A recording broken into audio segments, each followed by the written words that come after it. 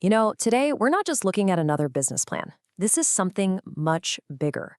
We're going to be architecting a solution for one of the most fundamental parts of life, getting older. So let's break down this really powerful and deeply personal opportunity that's opening up in Nigeria right now. Because when you strip everything else away, all the business jargon and the numbers, what's this really about? It's about one simple, powerful word: care. It's a story about how a society looks after its elders while the world is changing at lightning speed. Now, just take a look at this. It lays out the whole conflict perfectly, doesn't it? On one side, you have tradition, the way things have always been done, families together, under one roof, taking care of each other. But then, bam, you have the reality of today. That old system, the very bedrock of how people were cared for, is starting to crack under the pressure. Okay, so let's dive into our first section. We really have to understand why. Why isn't the old way, the traditional model, enough anymore? Look, it's not just one thing. It's more like a perfect storm of massive social shifts. You've got people flocking to the cities for jobs. You've got smaller families. The very same children who would have been the caregivers now have these demanding professional careers. And on top of it all, people are living longer, which is fantastic. But you put all of that into a pot and stir it up, and it creates this huge gap, leaving a lot of older folks without the support system they always thought they'd have. And you know what they say, wherever there's a gap, there's an opportunity. And let's be super clear here. This is not about replacing family. No way. This is about providing a professional, reliable, and compassionate alternative for when the traditional way just isn't possible. So the big question is, who's the customer? Who actually pays for this? And what's so interesting is that the person paying often isn't the one receiving the care. We're looking at a few key groups: middle-class families in Nigeria, older individuals who have their own income, and then, and this is a huge piece of the puzzle, Nigerians in the diaspora. These are the sons and daughters living abroad who feel a deep cultural pull to make sure their parents are safe and well cared for back home. And I want to be crystal clear about this. This isn't some temporary fad. The social changes driving this are permanent. They're here to stay. That makes this a genuine, future-defining market built on a real need that's only going to get bigger. All right, so the need is there. The opportunity is clear. But how do you actually build this thing? Let's get into Section 3 and start drawing up the blueprint. We're going to lay out the legal, the capital, and the revenue foundations for a business that's both sustainable and, just as importantly, full of heart. It all comes down to these three core pillars.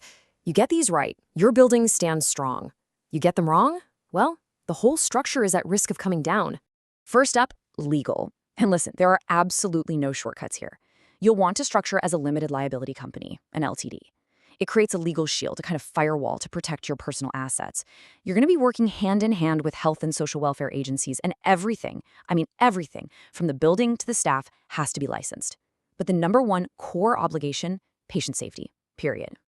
Okay, let's talk about the money. I'm going to be straight with you. This is not a business you start out of your garage on a shoestring budget. We are talking a medium to high level of capital.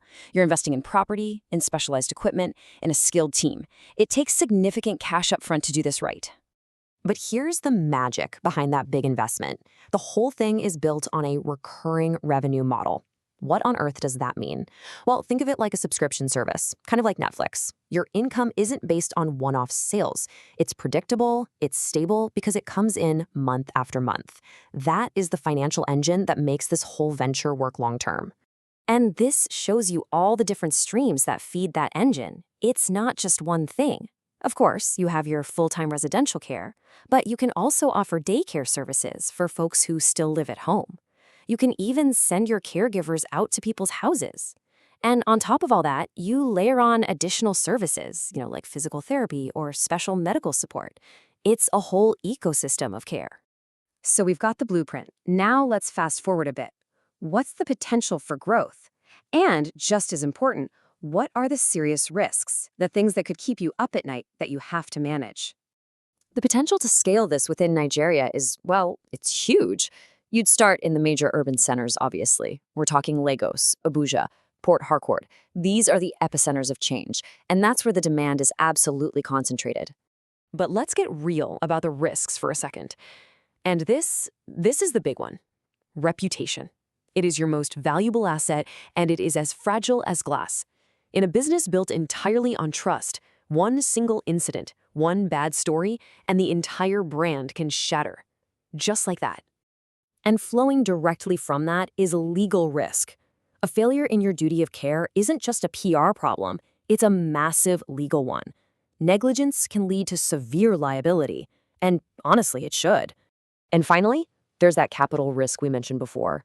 The high upfront investment means you have to be 100% certain about your model and your market before you commit those funds. You have to be all in. But if you can navigate those risks, if you can build something truly great, the reward is substantial. This isn't just about creating a job for yourself. You are building a valuable asset. A successful elder care company becomes a very attractive target for big healthcare groups, for hospital chains, even for private equity firms who can see the incredible long-term value. Which brings us to our final and without a doubt most important section. We've talked about money and revenue and risk, but the true foundation of this entire venture, well, it's something you can't list on a balance sheet. Let's just pause and let that one sink in. This is the whole ballgame right here. You can have the best facilities, the most efficient systems in the world, but if you forget this, you will fail. You are not in the real estate business. You are not in asset management. You are in the people business. Full stop. At the end of the day, this is the ultimate takeaway. More than the naira, more than the property, trust is the real currency here. It's what you earn from families, what you build with your staff, and what you deliver to the people in your care every single day.